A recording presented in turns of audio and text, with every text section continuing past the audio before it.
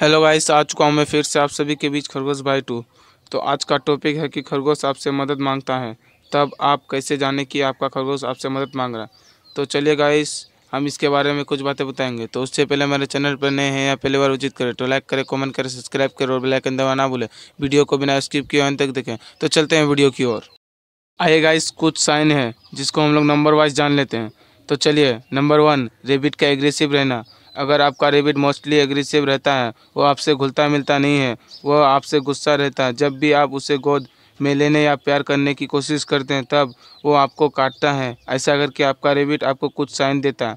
जब आपके पास single rebate है तब वो आपको अकेलेपन की वजह से बोर हो जाता है, तब आपको रेबिट आपको काट के बोर होने का साइन देता है। दूसरा, हार्मोन रिच होता है, तब उस समय रेबिट को अपने साथी की ज़रूरत होती है, तब इस वजह से भी आपका रेबिट एग्रेसिव रहता है। एक और रीज़न है रेबिट के एग्रेसिव होने का। जब आप अपने रेबिट को मोस्टली केज में बंद रखते हैं और कभी कभी उसे खोलते हैं, तब उसे गोद में उठाने की कोशिश करते हैं, तब आपका रेबिट आपको काट सकता है। नंबर 2, खाना पीना कम कर देना या बिल्कुल ही खाना पीना नहीं। आपका खरगोश खाना पीना ना खाकर यह पहले से कम खा रहा है तो खरगोश दिए गए इस साइन को बिल्कुल भी इग्नोर ना करें। खाना ना खाकर आपका रेबिट आपको साइन देता है कि वह बहुत ज़्यादा परेशान है, बहुत ज़्यादा तकलीफ में है।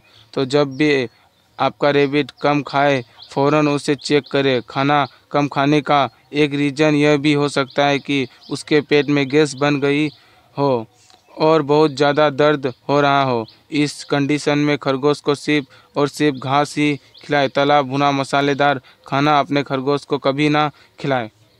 नंबर 3, थंपिंग करना एक क्लियर साइन देता है और वह है कि खरगोश का थंपिंग करना। खरगोश अपने पीछे के पैर को पटक कर थंपिंग करता है और ज़ोर ज़ोर से थप थप की आवाज़ निकालता है। इसी को थंपिंग कहते हैं।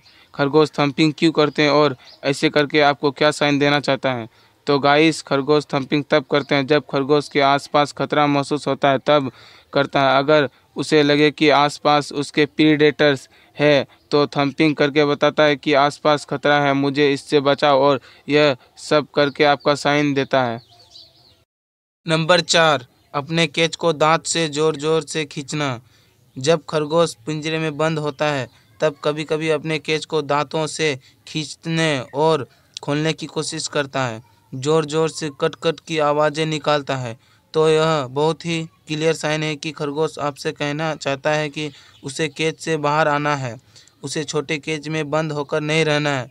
दोस्तों, खरगोश एक सोशल एनिमल है। खरगोश को केज में रहना बिल्कुल ही पसंद नहीं है।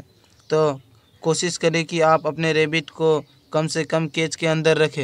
नंबर 5, छिपकर बैठना। आपका रेबिट कभी कभी टेबल के नीचे या बेड के नीचे बैठता है, तब तो ठीक है। अगर आपका रेबिट मोस्टली आपसे छिपकर बैठने की कोशिश करता है, वो आपके पास बिल्कुल ही नहीं आता है, तो ऐसा करके आपका खरगोश आपको साइन देता है कि वो जिस माहौल में रह रहा है उस माहौल में वो खुद को एडजस्ट नहीं कर पा रहा है। उसको खुद की सेफ्टी को लेकर उससे के मन में कहीं ना कहीं डर बैठा हुआ है, वो आप पर भरोसा नहीं कर पा रहा है, इसलिए आप लोगों से छिपकर बैठ जाता है।